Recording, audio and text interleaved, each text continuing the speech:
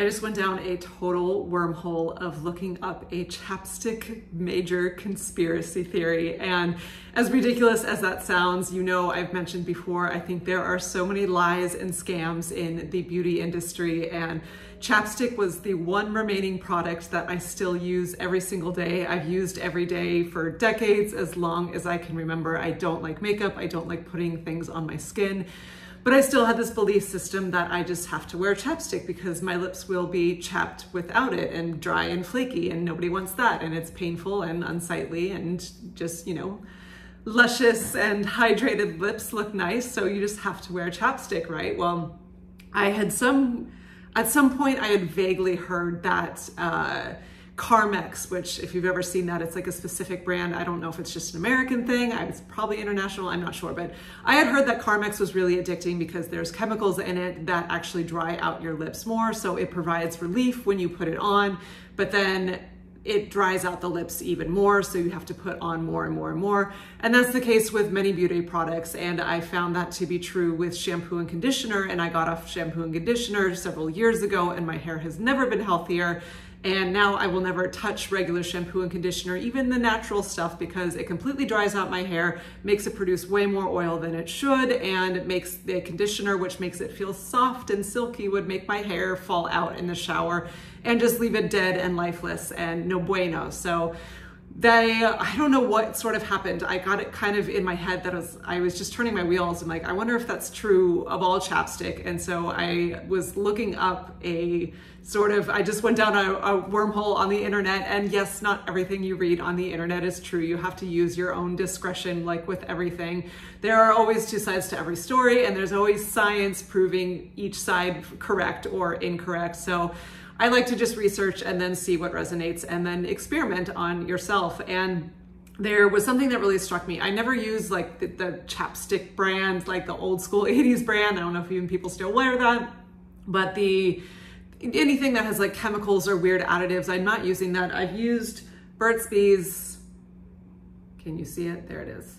I've used this for like, I don't know, 20 years, something like that. And it's natural ingredients, and it's a pretty eco-friendly company. Is it the best? No, someone always has something to say, but it's definitely one of the better ones. And I really never thought anything of it. But for sure, if I was like, had crashed at a friend's house or something and didn't have it with me, because I don't carry stuff on me, I don't carry a purse, I've mentioned that before, my lips would be so dry, and I would almost have like anxiety, like, oh, I don't have my chapstick to put on before bed, so I'm gonna have super dry, flaky lips, and that absolutely was the case. And it just was always programmed in my head of like, oh yeah, I just have to wear chapstick or my lips are a disaster.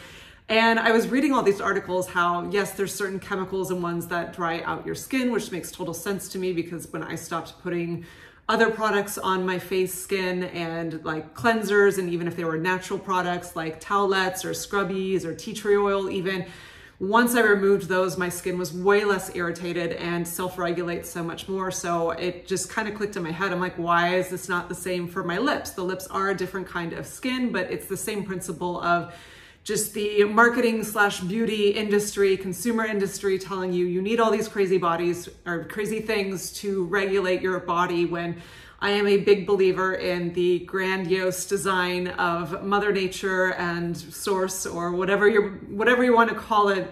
Something bigger than us made us. And this human notion of we have to invent all these things to outsmart nature, I'm just not on board with it. I don't take supplements or vitamins because I think the food from the earth gave us what we need. And the more I have decluttered out of my beauty regime with, again, not putting anything on my skin except for a lotion, which I'll get to that in a second, and putting nothing on my hair except for a coconut oil bar soap, I've really felt much more in alignment with that, and I've been much happier with the results. So I've experimented with going chapstick free. I am burning the chapstick bra.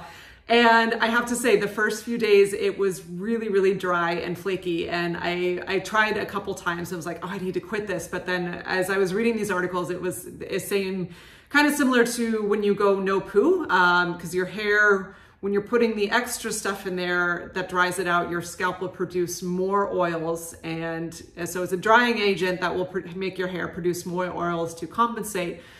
And so you go through a really greasy, disgusting period, which I did when I got off of shampoo, but like an addiction, your body can come back to homeostasis and balance. And now my scalp does not produce that level of oil at all. Similar concept, but kind of in the reverse, I guess. When you're putting something overly moisturizing on your lips every day, your lips are gonna be like, oh, cool. The chapstick police are here, or the chapstick relief is here. I don't need to produce any oil. So your skin will actually stop producing the oils and natural barriers needed to lock in moisture that it does on its own when you're slathering chapstick on every single day, particularly something with beeswax, which Burt's Bees has. Burt's Bees beeswax, that's hard to say. It creates a barrier on your lips that's literally like just locking in the moisture, which sounds like it's a good thing, and it does provide that relief. That's why you're like, oh, this shit works. So you keep buying the product. But again, it totally removes the need for your body to produce its own oils. So if you stop using it, say I'm crashed at someone's house or forgot it while traveling or whatever and didn't have it, my lips would get so dry and cracked immediately. It's like, oh, I need my Burt's Bees. But there is a weaning off process and your body will come back into balance. And I found even just toughing it out a few days, my lips are already becoming less chapped. And I've experimented with putting the lotion that I put on my face on that, but that's another thing I've come down. These were kind of tandem wormholes I've gone down.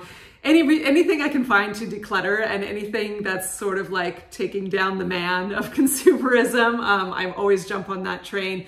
It's the same principle with lotion too. I think like if you live in a really cold climate, or you were like, I do work as a bartender, so I definitely will need something on my hands each day, but I've stopped wearing lotion all over my body every day for a couple years now and found that my skin is totally fine without it. It's more just like spot treatment applications. Like if it's cold, a particularly cold and windy day and I was working and my hands were wet all day, yes, like I need to put some lotion on. But as far as slathering on my skin head to toe every day in order to feel soft and moisturized, like I found I really don't need it.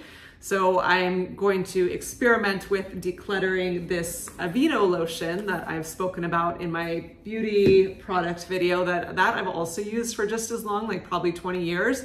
And that one's even less natural than the Burt's Bees. Most of it looks like stuff that comes from nature sort of, but then there's like distyryl dimonium chloride. Like what the fuck is that? It might be something harmless, but I don't know. I don't like putting things on my body that resemble a chemical or are just made in a laboratory. I don't think we need it, and I don't think we need to be putting it back into the environment. So the moral of this story, as I am transitioning out of my chapstick addiction and dependency on a lotion product that, again, it does make your skin feel good in the moment, but then what are the consequences long-term? And I just like to be in alignment with nature as possible. What am I gonna do in place of those two products? Well, I have found this. Buddha butter. First of all, it's adorable. Like, look at that cute little Buddha. He's so happy. But also it's a really great product because it's 100% organic and it is fair trade certified cocoa butter. It's cruelty-free and it's 100% vegan, which is a much better option than those other two products. Every single ingredient in here is something I know what it is: organic shea butter, fair trade cocoa butter, coconut oil, olive oil, jojoba oil, period. That's it. So it's all real things that come from the earth, and cocoa butter smells freaking amazing. It comes in a little tub like this, which, if you can't really see, that's metal, which is much better than plastic. The Aveeno thing is not recyclable, so I always felt this like sense of guilt and didn't know what I did. But I had tried a couple other, when I went vegan 10 years ago and was trying to find better brands, I had tried out a few lotions and they all just ended up drying out my skin or making me kind of bumpy and not feel so great. This I was really skeptical on because they thought of putting oil directly on my skin. I thought I would break out or it would just feel greasy and gross. It does take a little bit of working into just massaging it in, but I put it on my hands after work and they feel amazing and they're super soft. I've put it on my legs after shaving, my arms. Again, it takes a little bit more effort to work it in, but once it is in the skin, it feels amazing. And I've put it on my lips. A little bit goes a long way, but feels amazing, gives a nice glossy look, and it is not going to cause the addiction that regular chapstick, that beeswax layer would. So far it's going well. I'm going to keep experimenting with it, but here is the kicker that makes this extra exciting, because for someone that has barely anything to declutter left in my life, because I've already done so much decluttering, and when I am able to declutter things, it makes it exciting. But when I have things in my life that just do one thing, it irritates me. But if I do find something that does multiple things, that really excites me. So not only is this functioning as my lotion and my chapstick now, it also, I read on the back of it, it says you can apply it to your hair. And I was like, this greasy stuff in my hair, how's that gonna work? But I was looking to get a oil for my hair as well, because now that it's getting longer, my coconut oil soap, that is a for life. It makes it feel so soft and so clean, and has volume and wave that I never used to have using regular shampoo and conditioner.